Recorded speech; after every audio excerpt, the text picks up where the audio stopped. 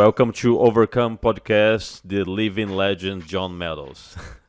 Yeah, thanks for having me on. I appreciate it. Absolutely, John.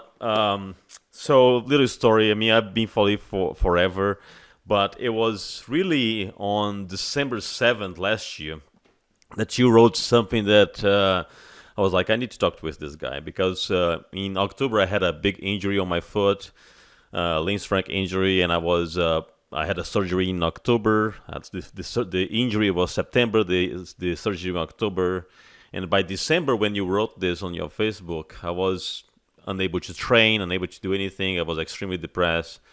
And it was December 7th, yeah, you actually wrote, life is so much about perspective and looking at things and seeing things what really matters, right? So you talk about, I never qualified for the Olympia. I got on stage at the Arnold and competed with against the best in the world. So it was such a important post to me to read at that moment that I was down, unable to do what I like to do, and feeling extremely miserable. And knowing your history and you writing this, it was like, wow, that was a really, really cool thing. So thank you for writing that.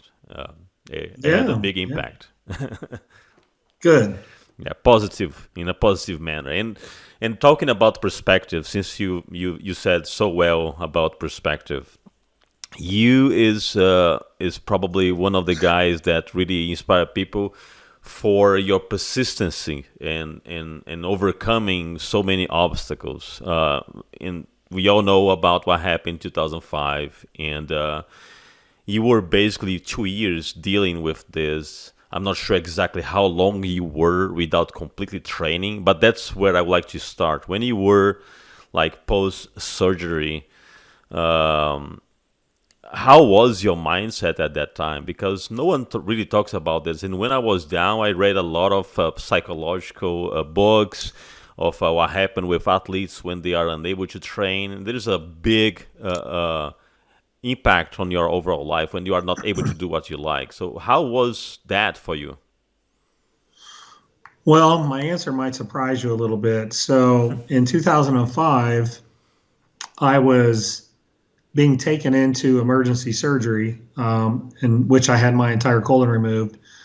But headed into the surgery, I thought I was going to die. I thought I was going to bleed to death. So when I woke up in intensive care, I was actually really happy because I was alive. And as I was headed into the emergency surgery, I was pretty sure I was going to die because I was bleeding so much at that point. So my mindset when I woke up was actually, I was super happy. Well, I was like, man, I'm alive. I didn't die. I thought for sure I was going to die, um, because I was going into shock as they were taking me, but I was still with it enough to know what was going on. My initial feeling was just excuse me, was just happiness, just being Mm-hmm. elated, and kind of feeling like, okay, now I have another chance in Mm-hmm. life. Yeah. And so you're right, there were multiple surgeries, there were complications. When I had my colon removed, I had a temporary ileostomy. That's where the ileum part of your small intestine is actually taken outside of your body, and you wear a little bag. Some people probably hear the term colostomy. It's very similar, where part of your colon is sticking out. Um, and obviously, when you're 30 something years old, that it's like, man, I can't believe I'm in this position. But it was a temporary thing. So then what happens is they essentially give your body, your in this case your digestive system, time to rest. So um, then they go back in and they do what's called a reconnect. And so they take your ileum and they connect it directly to your rectum. So the what sits in the middle of that, obviously your colon, is gone. Um, and that surgery didn't go as well as we'd hoped. There was some scar tissue from the initial And that surgery. was still 2005 or was already 2006? This was about, I want to say, 13, 14 weeks after the original Okay. surgery in 2005. So at that point, it was probably, I can't say for sure, but I think it probably would have been around October, because I competed in the USA in July. I had the surgery in, I think July. So August, September, October. It may have even been toward November, but it was still in. It was still in The same year. the Yeah. 2005, and so then after I had that reconnect surgery done, I had blockages of scar tissue that kept food from passing through my digestive system. So, I get out of that surgery and, I'm eating a little bit and my stomach just keeps swelling up. And I had staples, back then I had 32 staples after my first surgery, and Wow. the staples started popping out because my stomach was so swollen, Wow. and it was pretty uncomfortable. So 10 days later, they went back in and did another surgery to remove the scar tissue. And like I said, that's a major surgery. And then 10 days later, I'm having another major surgery. So then I got an infection. So the infection was probably the hardest part by far because I developed infections from who knows what in this during the surgery. Hmm. But I had two infections the size of tennis balls deep in my abdominal wall, and so they kind of do like this on the computer screen. You can see them. It looks like a laser guided missile. They take that needle in your stomach, they take it all the way into the infection, and then they pump medicine, or I'm sorry, it drains. So I had a Velcro bag on the side of my leg with tubes coming out of my stomach so that the infection could drain out of my stomach. Now, at that point, too, I was having a hard time eating. So they had to give me a TPN line, which is a line that goes into your arm and they feed you intravenously. So that was the really, really difficult part. It wasn't the end of the story, but that was kind of the hard part of Yeah. it. And, after those infections and not being able to eat, I think I lost about 60 pounds. And I went from 220 something down to 260 something. Um, And this is hard because you just compete at US and then you go through all this. It I know that the happiness of just being alive and be grateful for that, but at any point when things were settling and you were finally starting to, recover, did you ever ask yourself why, because that's something that happens a lot. Like, why me, or why this happened? Did you ever had those moments, or you were like just always looking forward to what to do to improve?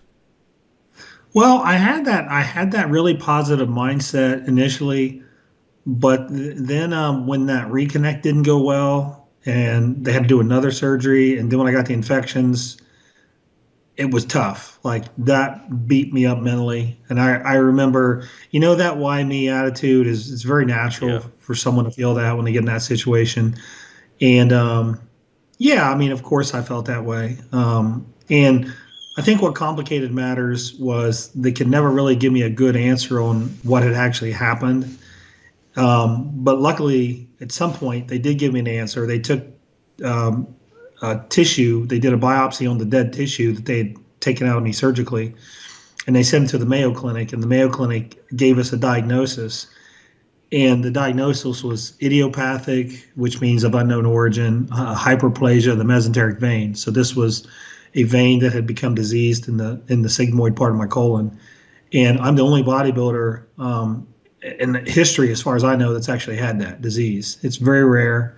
Wow. It's extremely rare. And so yeah, I mean, there was I was feeling pretty beat up mentally, but I couldn't wait to get back to the gym though. Hmm. And when I got back to the gym, I had virtually no strength left. I've told this story several times. I remember the first day I came back, I had to train legs, and I got on a leg extension, and it was a plate load, or not plate loaded. It was selectorized. So I put the pin in with one plate, just one plate, and my legs were just shaking like this as I was trying to do a leg extension with Wow. just one plate. Wow.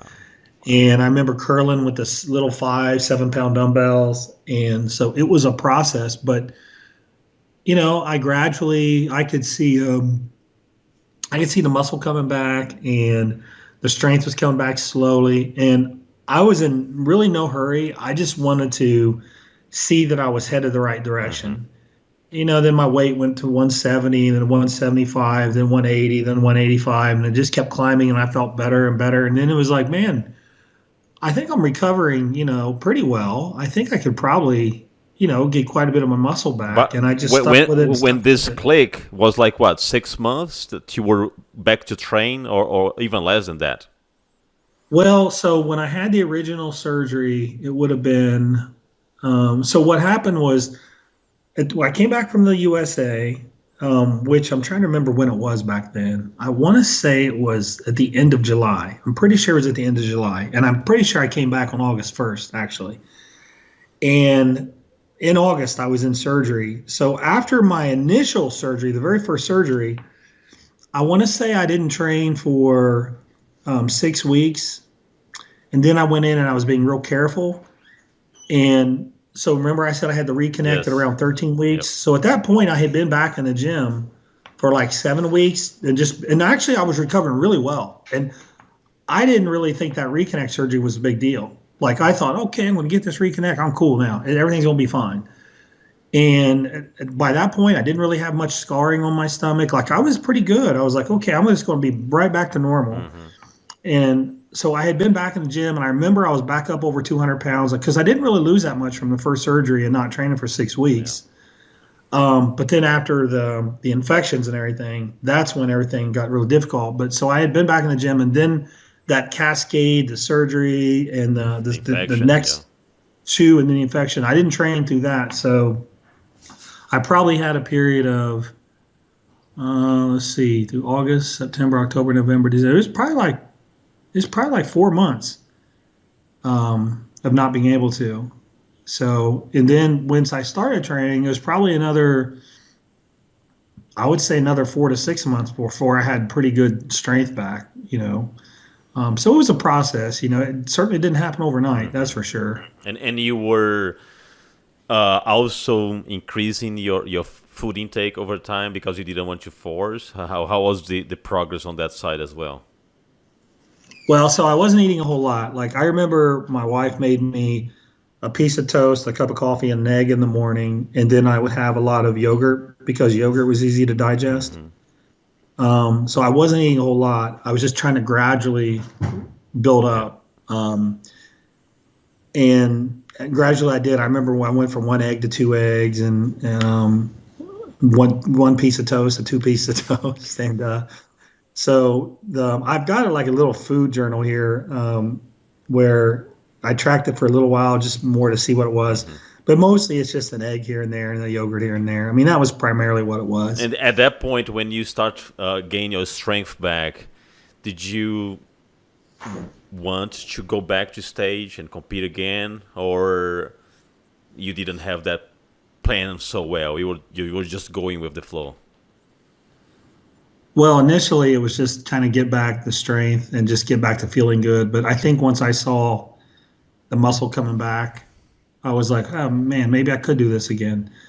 And I actually had so many surgeries that I had one of the things that I did when I came back was I started, I said I worked my way back slowly, which I did, but I did get a little overzealous a few times because I got incisional hernias. So where they had cut right down the middle of my linea alba, I got little hernias that had popped up. And so then I had another hernia surgery. So I ended up having so many surgeries that the linea alba and the fascia tissue just basically melted. And then I started getting diastasis recti, which is when your abdominal wall starts to pull apart. Yep. And I had to get that sewn together. But before I had that happen, I did diet down to see what I would look like, and I did compete in a show. And I want to say that was probably 2008, somewhere No, around there. I could be I wrong. was looking your track. Your first competition after 2005 was 2007, actually. Okay, then it was Yeah. 2007, and I want to say it was at the North American, Yeah, and I North had that. American Championship. You got 16th place. Yeah. Yeah, I looked terrible. So I had that diastasis recti, and it looked like I had a giant, gap that were stuck, like my organs were sticking out. It looked really bad. And then when I saw that, what it looked like after I dieted down, I was like, I should at least get surgery to. I don't want to look like that, so Mm-hmm. at least I'll get a cosmetic surgery. And my doctor here referred me to a doctor that sewed my abs together. And I remember him telling me before the surgery, you may be able to see your abs, maybe not. Depends on where I put the mesh afterwards. And so at that point, I was like, okay, well, whatever. I just, I want it to look decent. I don't want to be embarrassed, Yeah. because I'm still in my 30s. And like, I mean, I just don't want to be embarrassed when I take my shirt off and have this giant, weird looking alien thing in the middle of my stomach.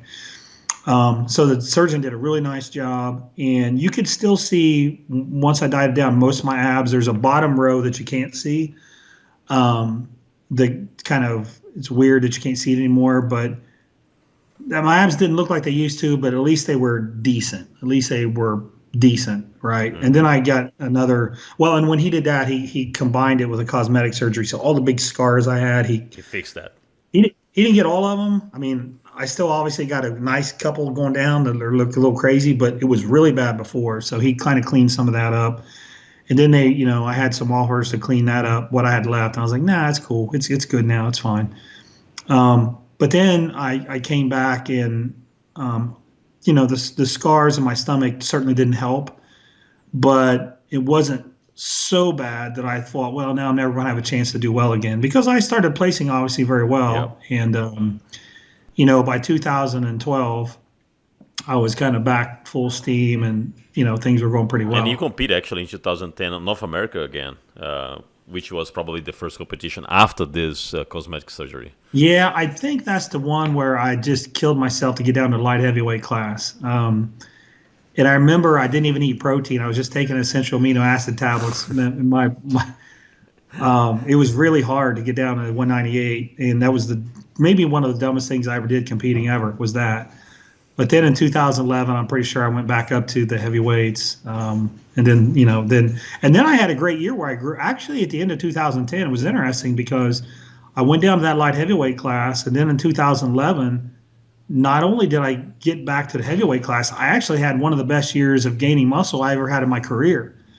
So not only did I get back to the heavyweight class, I actually gained another 10 pounds of muscle on top of what I had never weighed before. But do you think that this was because in 2010 you lean up so much to get to the light that actually improved your weight gain, the quality of your muscle? No, No? no, no.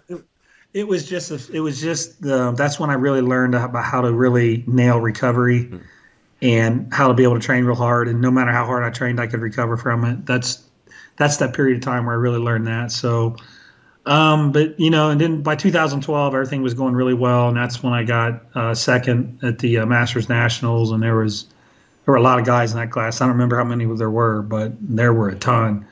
And then from then on, it was okay. Now I'm back in business. Now my abdominal wall may not look perfect, but at least I can be competitive now. Right, right. And just to be clear, during that all this part, you were doing your own diet and you were doing your own prep. You had no coach, right? You were doing everything on your own.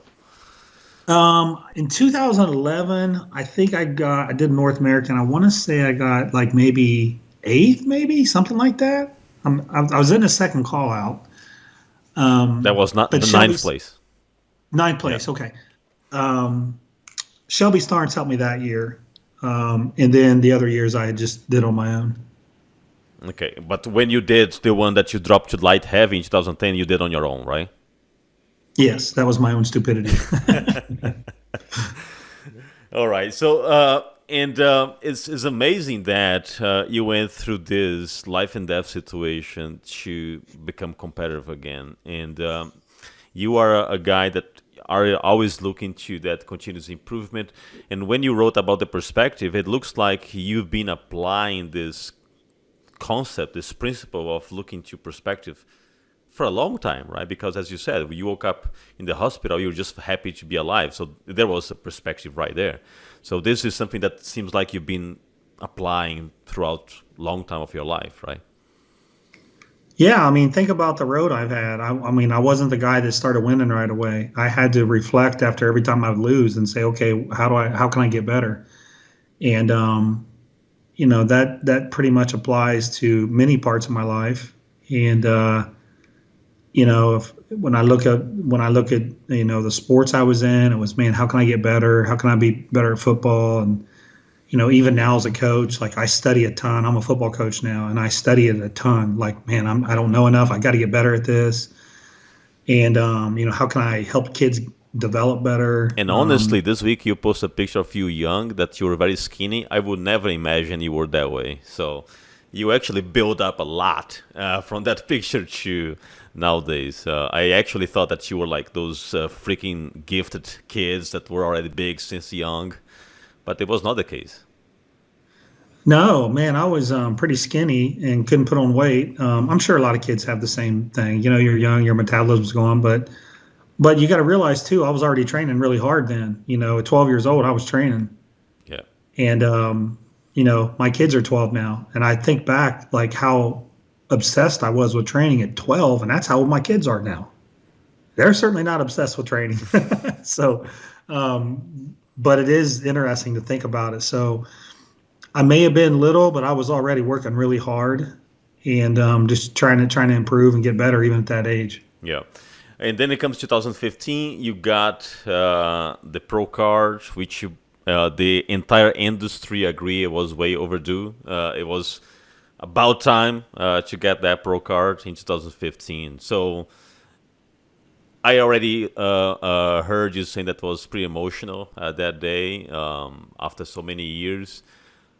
But how it took you a little while to digest the whole thing, because I cannot imagine after this long road of surgery, life and death situation, come back, more surgery, you know, finish that moment and accomplish that.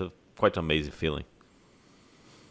Yeah, I can't really put into words how good it felt. You know, in 2012, 13, and 14, I had second places. And the year before, there was some controversy because I was in a class with another guy. We were in multiple classes together, and he won his pro card. And then he normally the tradition is you step out of the other class so somebody else can get a pro card, and he didn't. So that was kind of frustrating, but it all worked out though, because when I did turn pro, I was immediately competitive in the pro ranks. So in many ways, it was a blessing, because if I turned pro in 2012, maybe I wouldn't have been as ready to be a pro, but I was still improving in 2012, 13, 14. I was still getting better, and so it all worked out. I think the timing was good. I think the timing was right.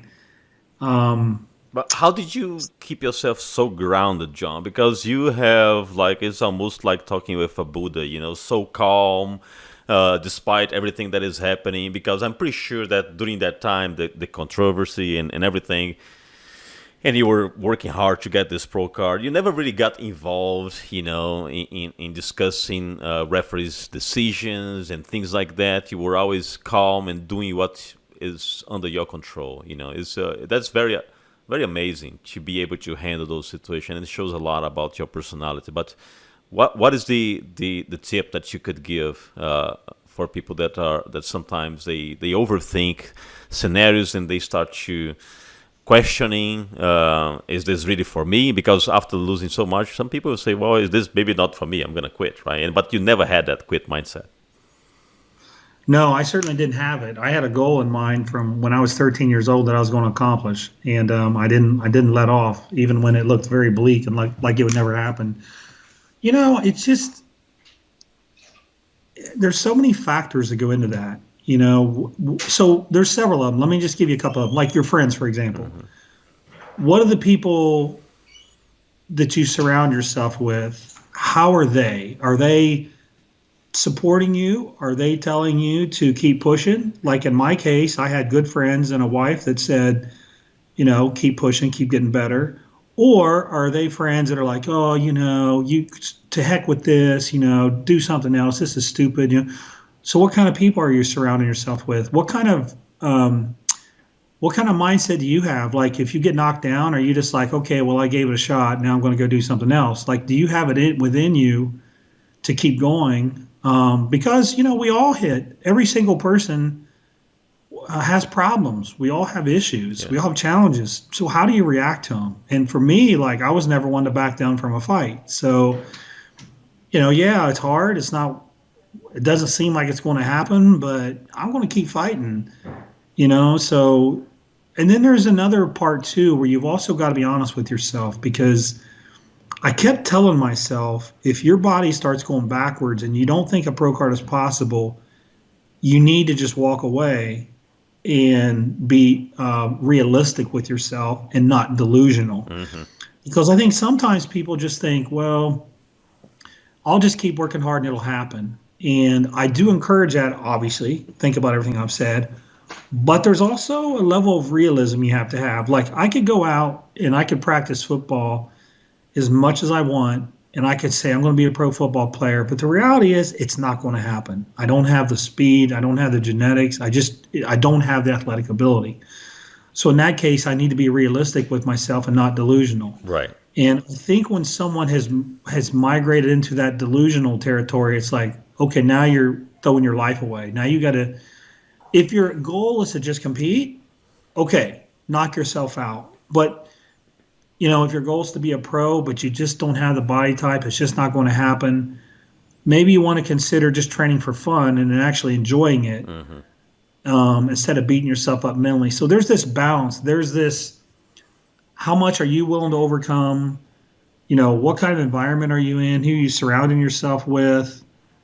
Are you being realistic? Are you being delusional in your goals? Like, I think you got to kind of consider all those things But as you yeah. put together your overall mindset. And when I mean, because you also coach a lot of athletes, amateur and pro, when you are coaching someone and you do the assessment for that person, and you've been working probably with 1 year, 2 years with that person, and you do not see the results that you were expecting, do you also do an assessment with that person? Say, look, I think that maybe you should change for class physique rather than bodybuilding. Do you also help that person to wake up and say, look, it's just not there, right? It's better for you to maybe switch class. Yeah, that's just being realistic in some cases, just being honest. A good coach is honest, and sometimes the honest assessment is they probably should be competing in a different class. So absolutely, that's just part of coaching. Yep. Yeah, that's very important because and probably now there are way more options for someone to find their niche according to their physique because we have classic, we have so many more options now, which is good, I think. Now, come fast forward, you had this that everyone followed you through that moment of the heart attack, and I personally was getting the updates from your wife that was updating your page and everything. Everyone was really rooting for you. How was that? Knowing that you already have all this history is a completely different problem, but again, how did you immediately react? It was like, oh, here we go again, or it was more like you were so more mature now that you behave better than you behaved the first time. If anything, I was probably worse. Oh, really? Yeah, I mean, how you talked about that, why me? Like, that was part of it because I worked so hard to maintain good health and good blood work, and I take all the right tests and I do all that stuff, and everything looks great, and then boom, blood clot, right? So I got this blood clot that went to the worst place it could possibly go in my heart, and it was very scary. And I thought, when I was in the ambulance, I thought, man, this is touch and go. I could die. Again. I could see the look. I could see the look on the paramedic's face, like when he was watching the EKG, and they had me take, I think it was 5 baby aspirin and what's the other little pill, the nitroglycerin. Like they had me do that immediately as soon as they put me in the ambulance. So I could tell what was going on was very serious. So yeah, there was a little bit of that. There was a little bit of that. Why me? I think the overriding emotion I had was just sadness because I was afraid I was going to die and I wouldn't be here for my kids. I think that was probably the overriding emotion. I just felt really sad. Like, man, I can't believe this. Like, I really wanted to be around for my kids, but I wasn't sure. But it's worked out, and I've been able to train again, and I actually feel totally normal, to be honest with you. I don't have any symptoms of any kind. And In you many also ways, don't have any restriction, do you?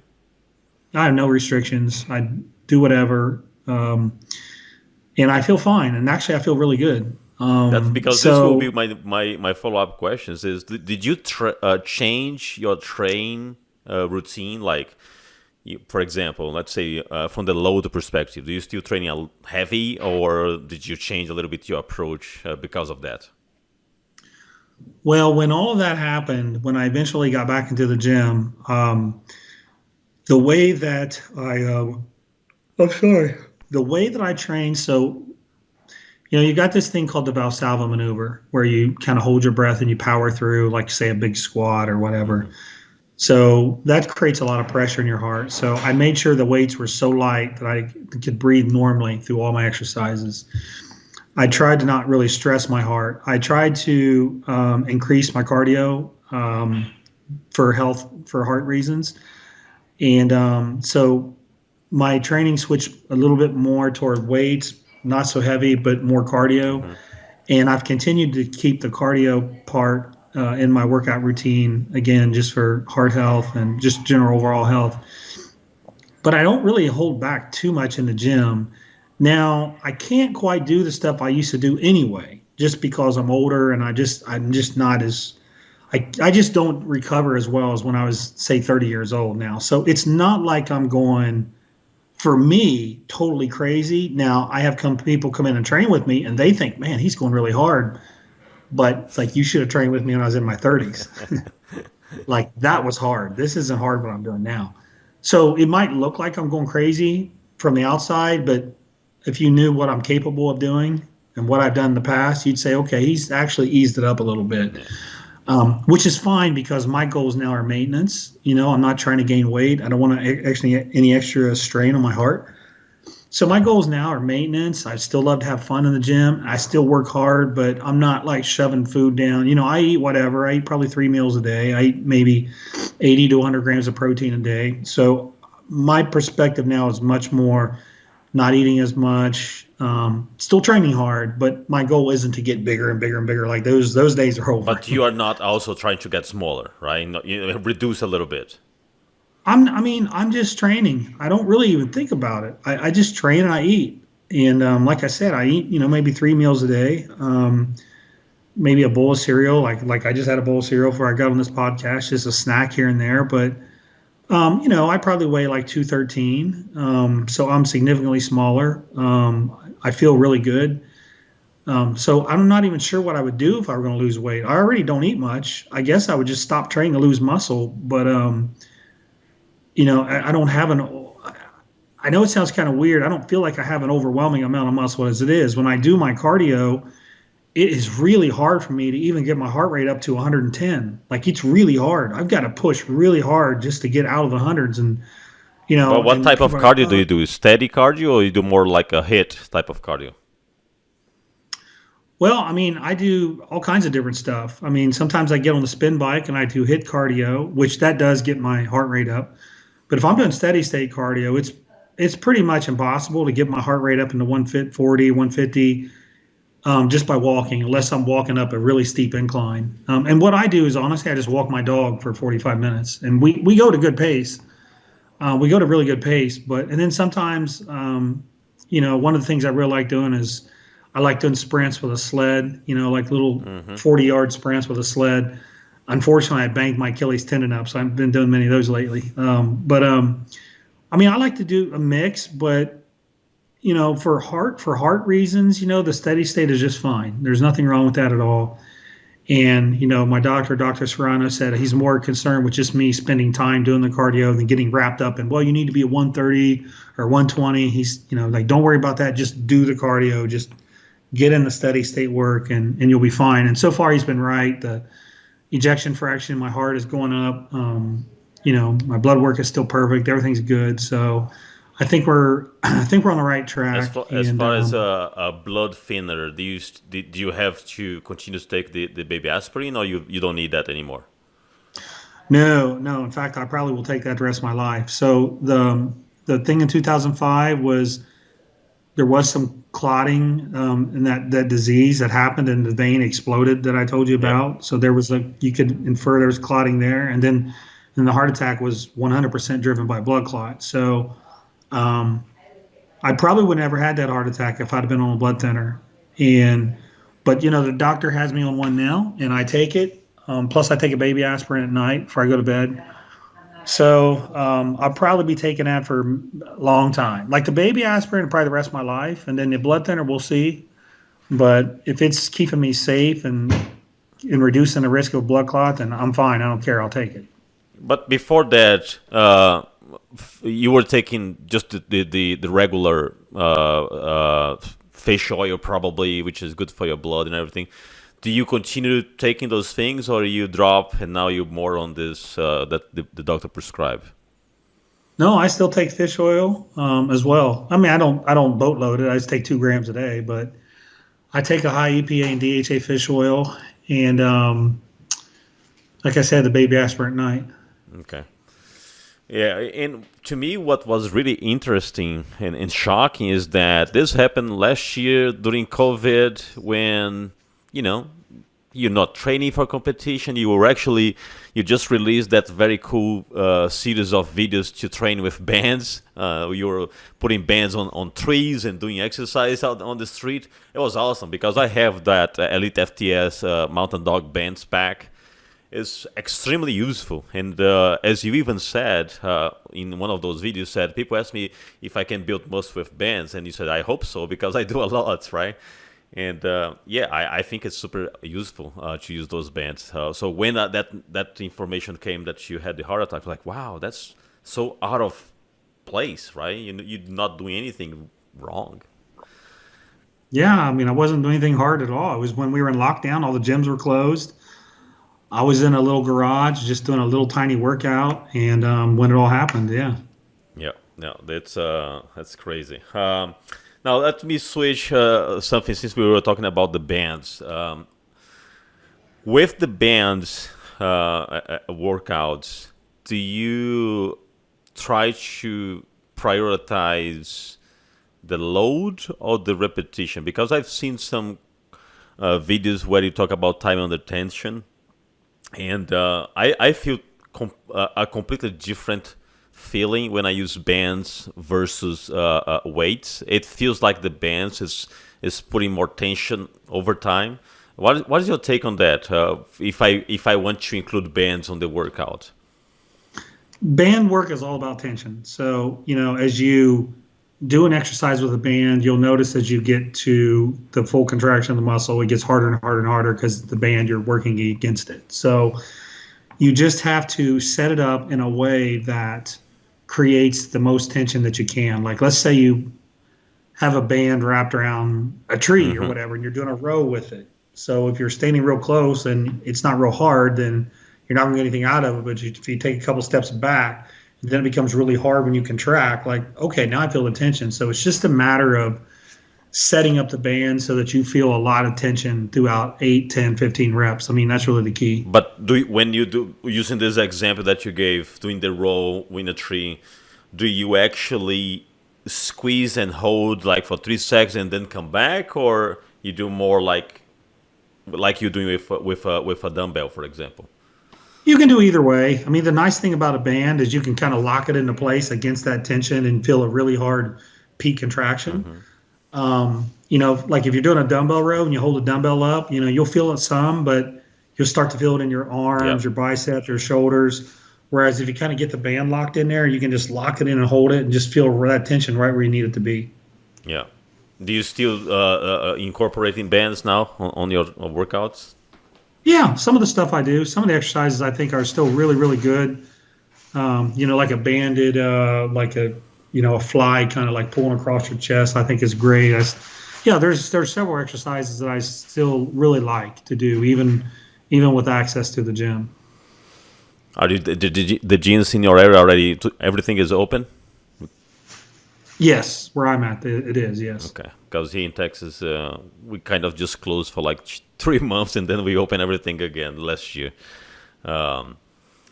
John, just to wrap up here, what would be your advice for someone, as you said in the beginning, that is on this constant trying and getting beat up and and trying to find the motivation to continue to move forward when the results are not there. You already touched on the fact that you have to do a self-assessment and be transparent with yourself and see your own limitations, right? But let's say that that's not the case. Let's say there is something there, mentally speaking, psychologically speaking. What really is that you should do to just keep looking to that progress and moving forward?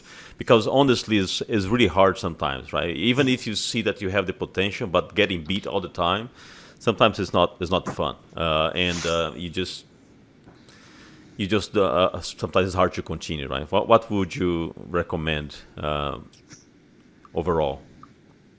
Well, I mean, if you think you've done everything that you know how to do, like if you think you've kind of exhausted, like I did everything the best that I knew how, you may want to consider finding a mentor or somebody to coach you um, that understands there's different levels to this and they can help get you to the next level. Um, if you don't feel like you really know what you're doing, that's also another reason to get a mentor. But in that case, well, in either case, I would still encourage people to really uh, not get that mindset where you know everything, I know everything, and try to keep learning. I still try to learn as much as I can. I'm always reading. I'm always trying to pick things up. I'm always experimenting because sometimes no one really has the answer, and you just got to kind of stumble on it. But the only way that's going to happen is by experimenting and trying different things. So you have to have this kind of open mindset where you experiment. You've got to be open, and I would advise you to always surround yourself with people that are more knowledgeable than you are, mentors that can really help you. And then the effort and consistency has to be there. So that's the non-negotiable. Now, whether you have a coach or not, that's probably negotiable, but the effort and consistency, that's a non-negotiable. Mm-hmm. If you train hard a month, don't train hard for a month. Train hard for a month, don't train hard for a month. Then you might as well just change your expectations because you're just not going to get anywhere with that consistency. Yeah. And if you don't and then some people are like, well, I just don't like going to the gym and I don't like doing this all this time. Well, then you're probably looking at this the wrong way. Then just go and have fun when you want to. Don't look at it as don't try to force yourself to be a competitor. If you don't like being at the gym, you don't like dieting, then you're probably in the wrong sport. So I'd find something else to do rather than trying to pound us. What's the old saying? Pound a round something into a square peg or whatever that is. You know what it is. Yeah, I can't remember, but I know what you're talking about. Yep. Yeah. So, that's got to be, but now, again, that's part of that realistic conversation, not being delusional. Right. Right. You just got to be realistic. Do I really have the mindset to do this when I don't even like working out that much? Yeah. But if you do like training hard, keep your mind open. If you do like pushing yourself, find mentors and then be consistent, I think is this probably the biggest keys to anything. Although it might seem like common sense, it doesn't matter whether it is or it isn't. It's still probably the most important thing. Yeah. Now, you put a lot of content, free content out there, and everyone appreciates that. Thank you for doing that. But there is also some options to hire or buy some of your service on the website, right? So do you have any news on that you are updating the content? Or what options do you have today? I know that not talking about one-on-one coach, but you do have some options if someone goes to your website and wants to buy a program or something, right? Yeah, I have training programs on there. I kind of lost count how many. I think there's probably 20 some programs on there. I know I've wrote over 30, but I think I have maybe a little over 20 on the website. And I have an app for Apple and for Samsung that you can ask me questions as well. Any issues or questions that you have, I have that option as well. And then I have some people that work for me. I'm well past my capacity in coaching. Like I'm trying not to take anybody the rest of the year, but I do have some good people that work for me that are great coaches too. If someone needs help with coaching, and I think that's about it. And then you got obviously watch my YouTube. I've got over 1,000 videos up on my YouTube. In fact, I'm getting ready to film a couple of them right now on blood work, which you'll see out next week. Oh, nice. So, yeah, nice. But I think that's it. All right, John. Thank you very much. Appreciate your time. Thanks for taking the time to record this. And thanks for everything you do, because you educate the entire industry on best practice, on the right things to do, and not only from the physical standpoint, but if people are really following you, they know that there is way more than just physical. There is the mental aspect, the positive aspect that you bring to the industry. So thank you very much. Yeah, thank you. Thanks for having me on. I appreciate it, and it's a pleasure. And we'll see you next time. All right, my friend. Take care.